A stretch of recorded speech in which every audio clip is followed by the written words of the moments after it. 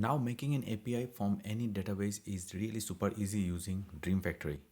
So we have our RDS setup in AWS and one table with columns like name, age, address, and we have two entries Gaurav and Ireland. And how we will fetch it so easily without writing a single piece of code. Dream Factory, I have these services. Here we go and create. Here you just go and choose Postgres, put all the credentials there. Then if you go to API docs, here you will see I have created Dream Factory RDS and it will give you all the APIs without writing a single piece of code. Guys, so if I click tables, you can see the resource customer because we have only one tables in it. And if I put customer here, table name and do a get operation, so we can see two rows are available. And if I put an ID which is 1 and click 1, you can see, isn't it super crazy? Without writing a single piece of code, you can expose all the APIs and do all the CRUD operations. And a complete setup video is coming soon.